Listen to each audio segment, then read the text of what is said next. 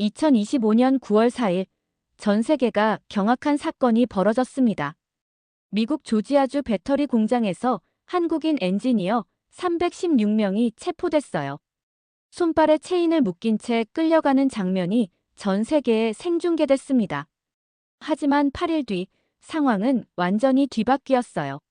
72초 텍트 타임이 멈춰선 순간 미국 제조업의 심장이 정지됐습니다. 하루 손실 100만 달러, 지역 경제 마비, 그리고 전 세계가 깨달은 충격적 진실.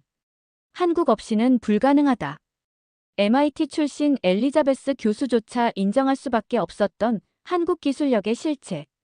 한글로 빼곡히 적힌 작업 노트 한 권이 미국 공장을 되살린 기적 같은 이야기. 트럼프는 끝까지 고집했지만 미국 산업계는 이미 무릎을 꿇게 될 것입니다. 여러분은 어떻게 생각하시나요?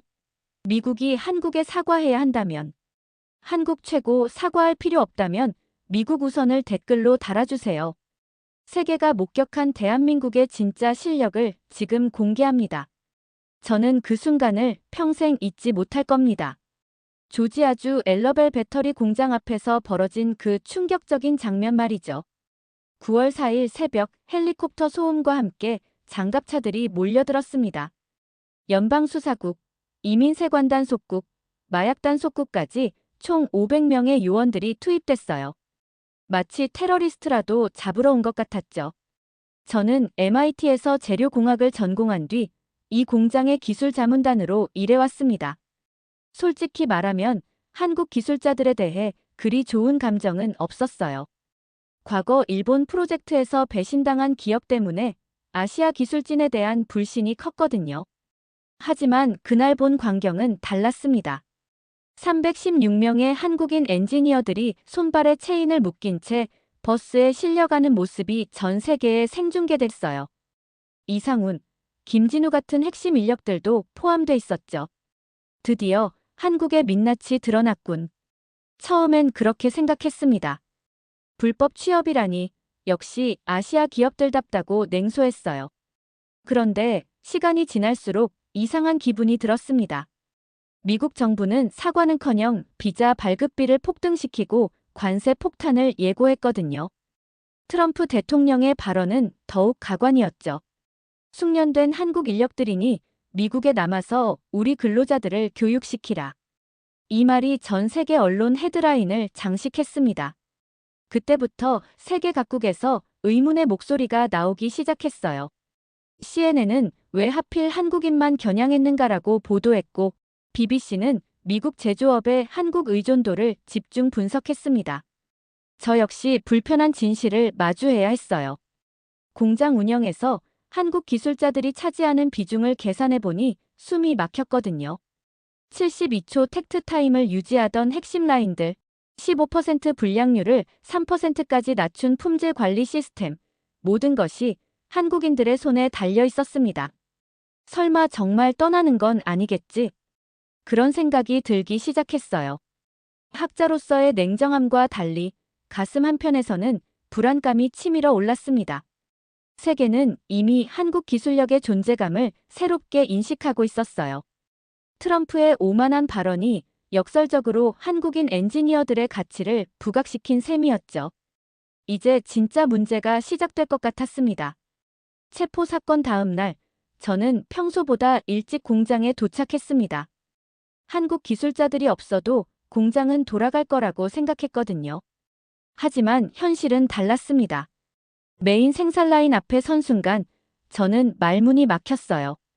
거대한 전광판에 떠오른 숫자가 믿기지 않았습니다. 가동률 0%, 72초마다 정확히 움직여야 하는 텍트 타임이 완전히 멈춰 있었어요. 그런데 트럼프 대통령의 반응은 더욱 가관이었습니다.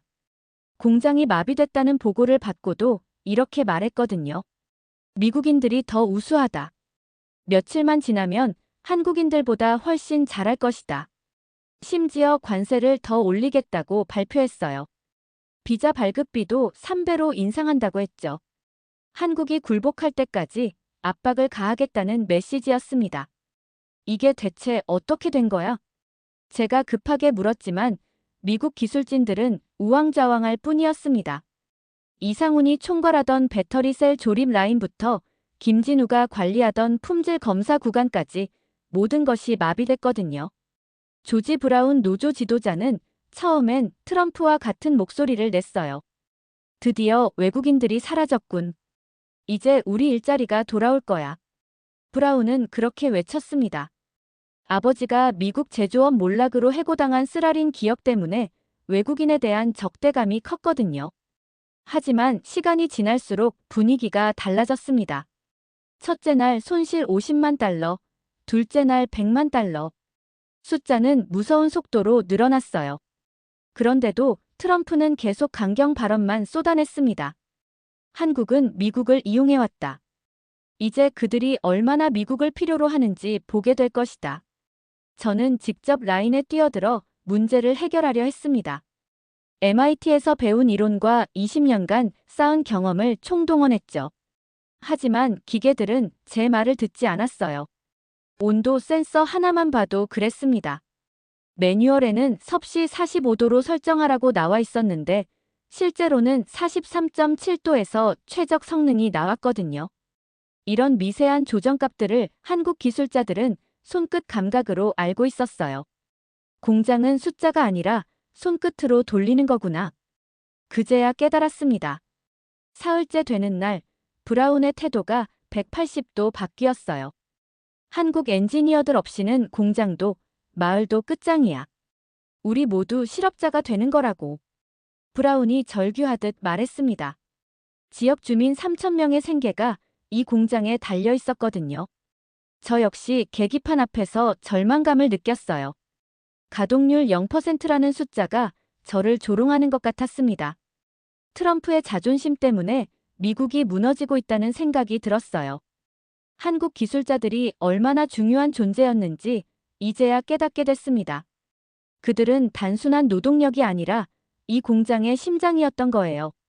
수천만 달러의 손실과 함께 노동자들의 분노가 폭발했습니다. 한국인을 몰아내자던 목소리는 이제 한국인을 다시 데려오라는 외침으로 바뀌었어요. 나흘째, 저는 베테랑 기술진 10명과 함께 라인 복구에 나섰습니다. 20년 경력의 짐 윌슨부터 MIT 박사 출신 마크 데이비스까지 미국 최고 수준의 엔지니어들이었어요. 매뉴얼대로만 하면 돼. 한국인들이 할 수 있는 걸 우리가 못할 리 없잖아. 윌슨이 자신만만하게 말했습니다. 저 역시 그렇게 생각했어요. 결국 기계는 기계고 공학은 공학이니까요. 하지만 첫 번째 배치에서 바로 문제가 터졌습니다. 불량률이 15%까지 치솟은 거예요. 평소 한국 기술자들이 유지하던 3%와는 천지 차이였죠. 온도 설정을 다시 확인해봐. 제가 지시했지만 결과는 마찬가지였습니다. 압력 조절, 속도 조정, 모든 걸 매뉴얼대로 했는데도 불량품만 쏟아져 나왔어요. 관리자들 사이에서는 책임 공방이 시작됐습니다. 설비팀이 제대로 점검을 안 했나? 아니야. 품질 관리팀 기준이 잘못된 거야. 현장은 완전히 패닉 상태였어요. 매 시간 수만 달러가 날아가는데 해결책은 보이지 않았습니다. 저는 직접 나서기로 했어요. MIT에서 배운 이론을 총동원해 문제점을 찾아보려 했죠. 온도계를 들고 섭씨 단위로 하나하나 측정하기 시작했습니다. 그런데 이상했어요. 매뉴얼상 45도가 최적이라고 나와 있는데 실제로는 43.7도에서 43.9도 사이에서만 정상 작동했거든요. 이 0.2도 차이가 불량률을 좌우했습니다. 설마 이런 미세한 차이를. 더 놀라운 건 압력 조절이었어요. 한국 기술자들은 매뉴얼에 없는 3단계 조절법을 쓰고 있었던 겁니다. 첫 5분은 높은 압력, 다음 3분은 중간 압력, 마지막 2분은 낮은 압력으로 미세 조정하는 방식이었죠. 데이비스가 한숨을 쉬며 말했습니다. 이건 공학이 아니라 예술이야. 어떻게 이런 감각을 기를 수 있지? 저도 인정할 수밖에 없었어요. 한국 엔지니어들이 10년 넘게 이 공장에서 쌓아온 노하우는 단순히 책으로 배울 수 있는 게 아니었습니다. 김진우가 남긴 품질 검사 기록을 보니 더욱 경악스러웠어요. 불량품을 찾아내는 기준이 무려 47가지나 됐거든요. 매뉴얼에는 12가지만 나와 있었는데 말이죠. 진동 패턴 0.3초 지연 시 재검사, 표면 광택도 미세 변화 감지 즉시 라인 정지. 이런 세밀한 기록들이 한글로 빼곡히 적혀 있었습니다. 일주일 동안 미국 최고의 기술진들이 달려들었지만 결과는 참담했어요. 불량률 15%를 10%로 낮추는 게 한계였습니다. 한국 기술자들의 3%와는 비교도 안 됐죠. 현장 직원 하나가 중얼거렸습니다. 공장은 숫자로 돌리는 게 아니라 손끝으로 돌리는 거구나. 그 말이 가슴에 박혔어요. 제가 평생 믿어온 공학 이론이 무너지는 순간이었습니다. 한국 기술자들의 감각과 경험이 얼마나 소중한 자산이었는지 이제야 깨달았어요. 그들 없이는 이 공장을 정상 가동시킬 수 없다는 불편한 진실을 인정해야 했습니다. 공장이 마비된 지 일주일째 한국 정부의 입장이 발표됐습니다. 박유진 외교부 차관이 워싱턴에서 기자회견을 열었어요. 미국 정부의 공식 사과 없이는 어떤 협상도 없을 것입니다. 박 차관의 목소리는 단호했습니다. 과거 유학 시절 한국인이 차별받는 모습을 목격하며 외교관이 되기로 결심했던 그였거든요. 이번만큼은 절대 물러서지 않겠다는 의지가 느껴졌어요. 한국 기업들의 반응은 더욱 냉랭했습니다.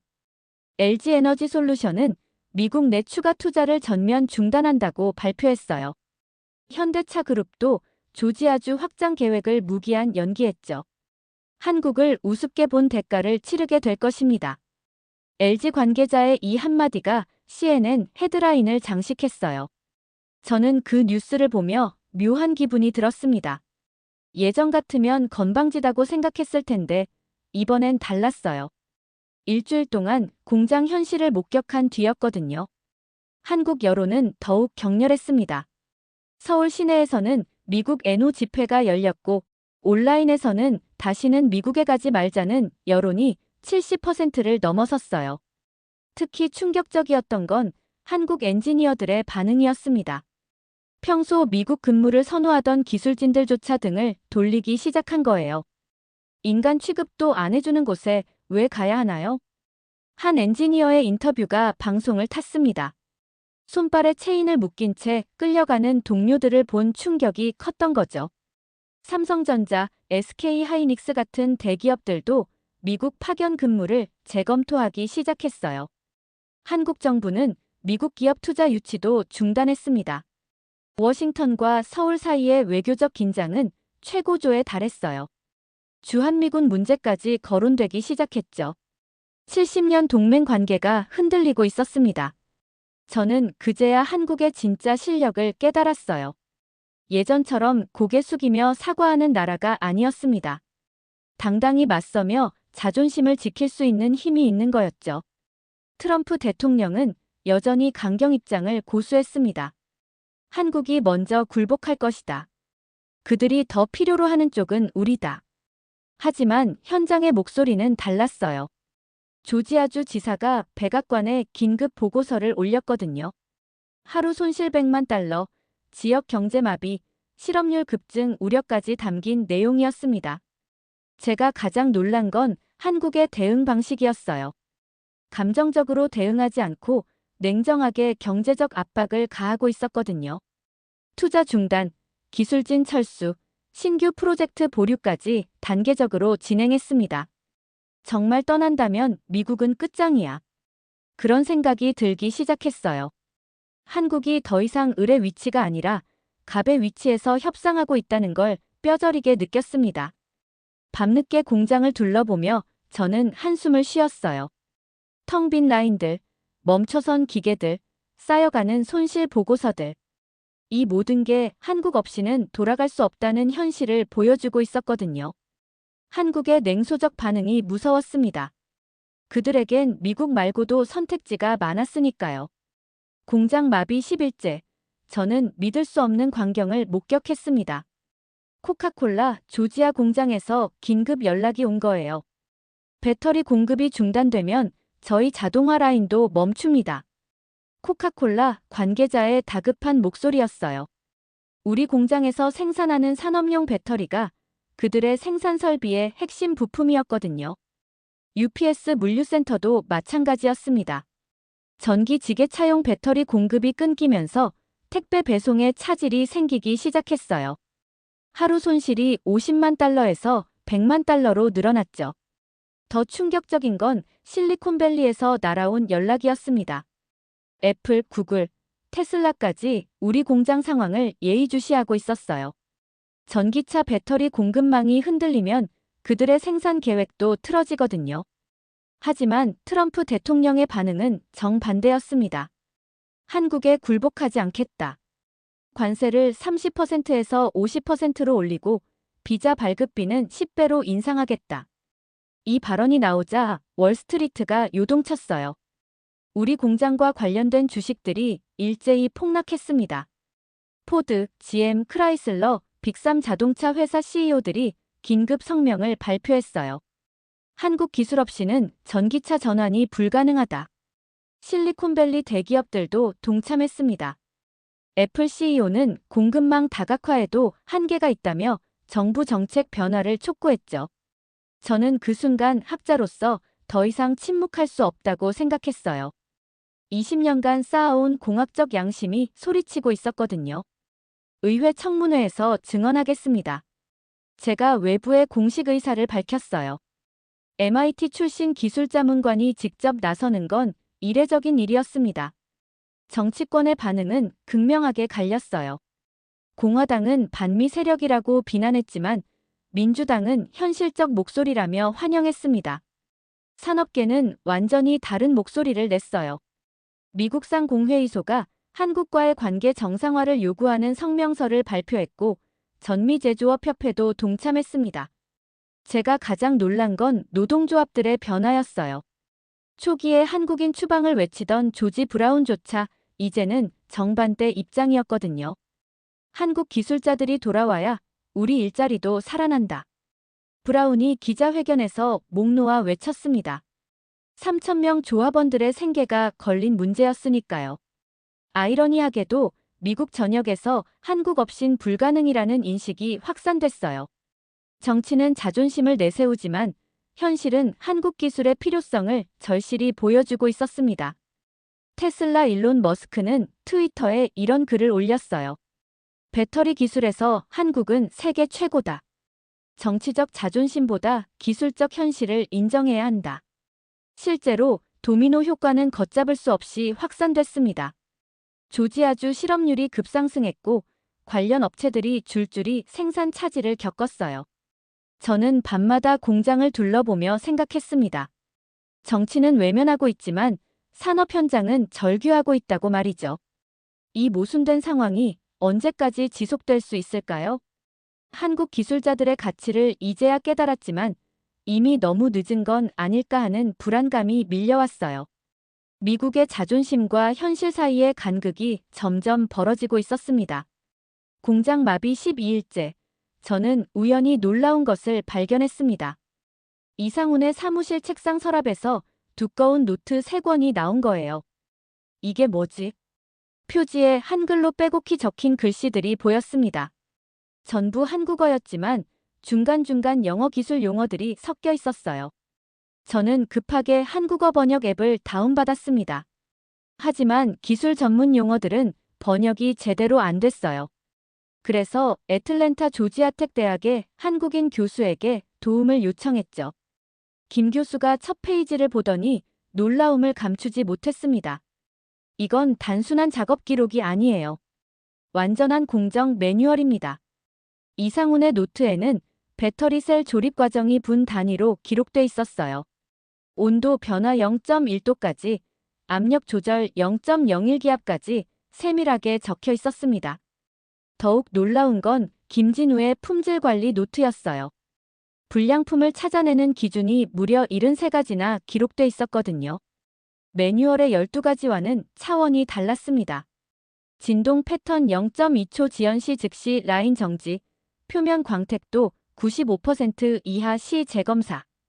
이런 미세한 기준들이 한글로 빼곡히 적혀 있었어요. 심지어 계절별, 습도별 조정값까지 상세히 기록돼 있었습니다. 저는 밤새워 그 노트들을 분석했습니다. 20년간 공학을 연구해온 제가 봐도 경이로운 수준이었어요. 내 연구보다 이 기록이 더 정밀하다. 솔직히 인정할 수밖에 없었습니다. 한국 기술자들이 10년 넘게 현장에서 쌓아온 노하우가 학술 논문보다 실용적이었거든요. 특히 감동받은 부분은 동료들을 위한 세심한 배려였어요. 신입 직원들이 실수하기 쉬운 부분에는 빨간 펜으로 주의사항이 적혀 있었고, 위험한 공정에는 안전수칙이 반복해서 강조돼 있었습니다. 저는 즉시 노트 내용을 바탕으로 새로운 작업 지침서를 만들기 시작했어요. 미국 기술진들과 함께 한글 기록을 영어로 옮기는 작업에 들어갔습니다. 처음엔 반신반의하던 동료들도 점차 놀라움을 표했어요.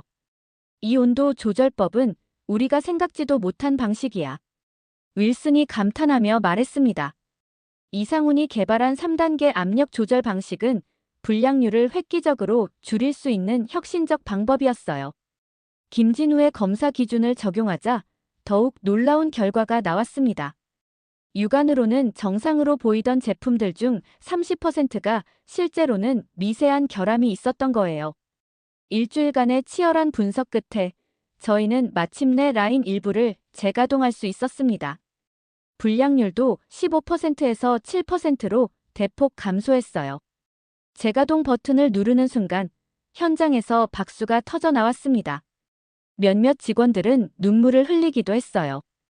한국 친구들 덕분이야. 브라운이 목매인 목소리로 말했습니다. 저는 그 순간 깨달았어요. 한글로 남겨진 이 기록들이 미국 공장을 살리는 열쇠였다는 걸 말이죠. 한국 기술자들의 정성과 노하우가 고스란히 담긴 보물 같은 자료였습니다. 편견으로 가득했던 제 마음이 존경과 경외로 바뀌는 순간이었어요. 라인 부분 재가동 성공 이틀 뒤, 저는 워싱턴 의회 청문회장에 서 있었습니다. 제 증언이 이 사태의 향방을 좌우할 수도 있다는 무게감이 어깨를 짓눌렀어요. 청문회장은 완전히 두 진영으로 갈라져 있었습니다. 공화당 의원들은 반이민 정책 강화를 주장했고, 민주당은 첨단 제조업 보호를 외쳤어요. 70년 동맹국을 둘러싸고 미국 정치권이 정면 충돌하고 있었습니다. 그 와중에 박유진 외교부 차관이 워싱턴에 도착했어요. 공항에서 만난 기자들에게 그가 던진 한마디는 파장이 컸습니다. 사과 없는 대화는 없습니다. 이 발언이 CNN을 통해 전 세계에 보도됐어요. 한국이 더 이상 굽히지 않겠다는 강력한 메시지였죠. 공화당 톰슨 의원이 저에게 날카로운 질문을 던졌습니다. 하퍼 박사, 미국 기술자들이 한국인들보다 못하다는 말입니까? 순간 청문회장이 조용해졌어요. 제 답변이 어떻게 나올지 모든 이의 시선이 집중됐습니다. 의원님, 이건 능력의 문제가 아닙니다. 저는 차분히 말을 시작했어요. 한국 기술자들은 10년 넘게 현장에서 쌓아온 노하우를 갖고 있습니다. 이건 하루아침에 따라할 수 있는 게 아니에요. 이어서 저는 이상훈과 김진우의 노트를 꺼내 보여줬습니다. 이 기록들 덕분에 저희 공장이 부분 재가동될 수 있었습니다. 한국 없이는 미국 제조업도 없다는 게 현실입니다. 민주당 의원들이 박수를 쳤지만 공화당 쪽에서는 야유가 쏟아졌어요. 더욱 극적인 순간은 박유진 차관이 국무부에서 가진 기자회견이었습니다. 미국이 진정한 동맹국이라면 우리 국민에게 가한 모욕에 대해 사과해야 합니다. 박 차관의 목소리는 단호했어요. 과거 유학 시절의 차별 경험이 그를 이렇게 강하게 만든 것 같았습니다. 미국 정치권의 반응은 극명하게 갈렸어요. 트럼프는 즉시 트위터에 올렸습니다. 한국이 배은망덕하다. 우리가 그들을 지켜줬는데 이런 식으로 나온다. 반면 바이든 전 대통령은 정반대 입장을 밝혔어요. 동맹국을 이런 식으로 대하면 안 된다. 즉시 사과하고 관계를 회복해야 한다. 의회도 완전히 분열됐습니다. 하원에서는 한국 사과 촉구 결의안과 관계 정상화 촉구 결의안이 동시에 발의됐어요. 저는 청문회를 마치고 나오며 복잡한 감정을 느꼈습니다. 학자로서 양심에 따라 증언했지만 그것이 미국 사회를 더욱 분열시키고 있었거든요. 하지만 확실한 건 한국의 위상이 달라졌다는 점이었어요.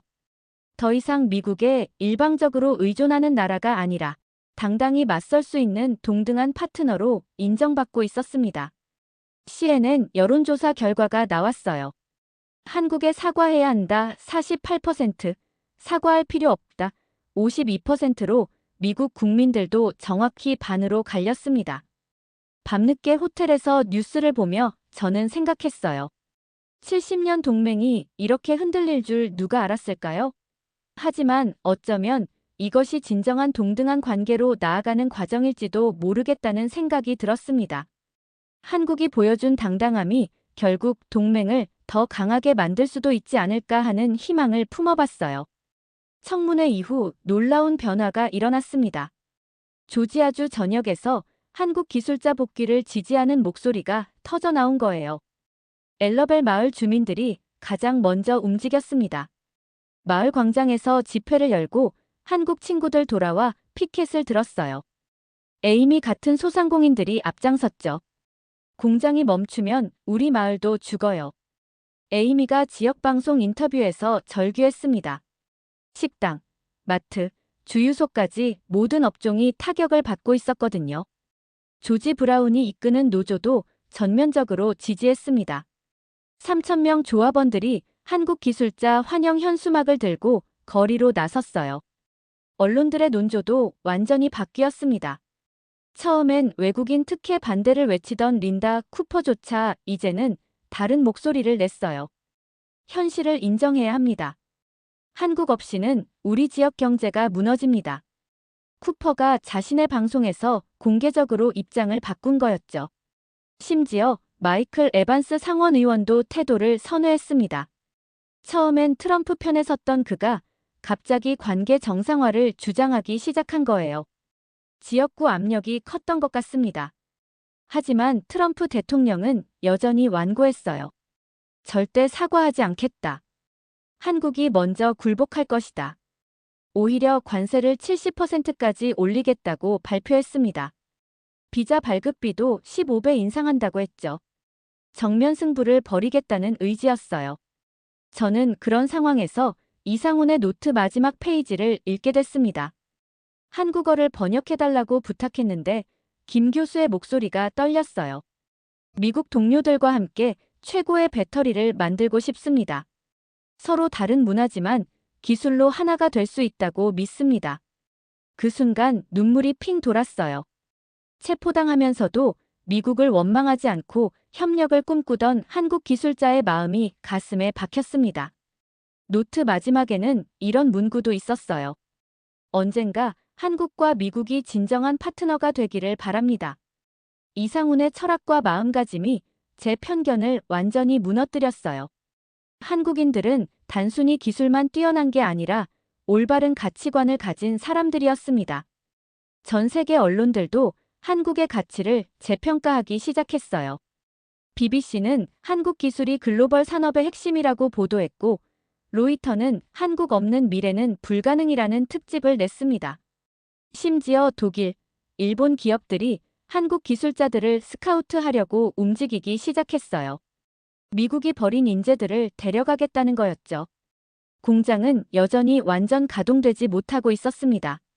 부분 재가동으로는 한계가 있었거든요. 하지만 세상의 인식은 이미 바뀌어 있었어요. 한국은 선택이 아니라 필수다. 이 문구가 월스트리트 저널 헤드라인을 장식했습니다. 저는 밤마다 공장을 둘러보며 복잡한 심경이었어요. 트럼프의 고집 때문에 상황은 교착 상태에 빠졌지만 한국의 진짜 가치는 전 세계가 인정하고 있었습니다.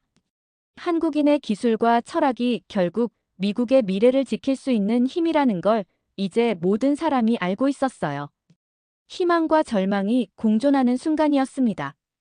돌이켜보면 우리나라가 참 멀리 왔습니다.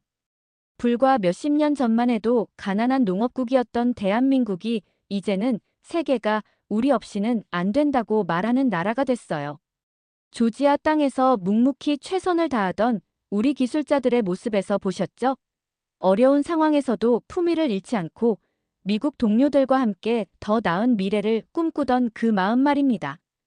한글로 빼곡히 적힌 작업 노트 한 권이 미국 공장을 되살렸다는 이야기, 정말 가슴이 뭉클하지 않으셨나요? 우리가 흘린 땀방울이 이렇게 세계를 움직이는 힘이 되었다니. 우리 아이들이 자랑스러워할 대한민국을 만들어온 모든 분들께 감사드립니다. 이런 감동적인 이야기가 더 많은 분들에게 전해질 수 있도록 구독과 좋아요로 응원해주세요. 다음에도 가슴 뿌듯한 우리나라 이야기로 만나 뵙겠습니다. 저는 감동 편의점 작가 현아였습니다. 끝까지 시청해주셔서 감사합니다.